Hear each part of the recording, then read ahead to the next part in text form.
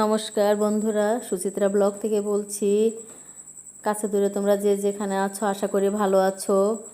দেখো আমি সকালে রান্নাটা সেরে নিচ্ছি, ডাক্তারের কাছে যাব। আসলে প্রচণ্ড মাথা ব্যথা হচ্ছে, তো একটু চোখের ডাক্তারের কাছে যাব। আমি ডিম ভাজা করে নিয়েছি, ঢ্যাঁড়স ভাজি করেছি চুলায় ডাউলটা হওয়ার মধ্যেই।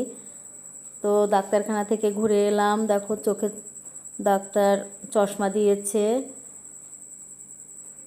আজ কয়েকদিন ধরে প্রচণ্ড মাথা ব্যথা হচ্ছে, তো যাই হোক পাওয়ারটা হয়তো চেঞ্জ হয়ে গেছে, তো চশমাটা বানিয়ে নিয়ে এলাম। তো বিকালে মাথাটা খুব ধরেছে, একটু চা মুড়ি খেয়ে নিলাম।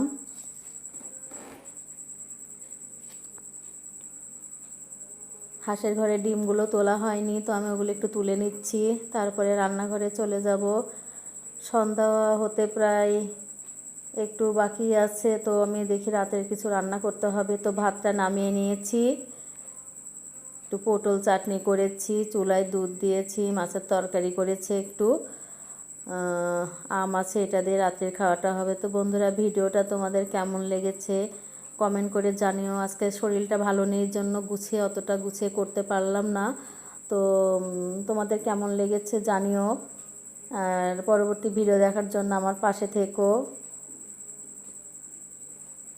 কাছে দূরে যে যেখানে আছো ভালো থেকো, সুস্থ থেকো, এই কামনায় বিদায় নিচ্ছি। ভিডিওটা বেশি বড় করিনি।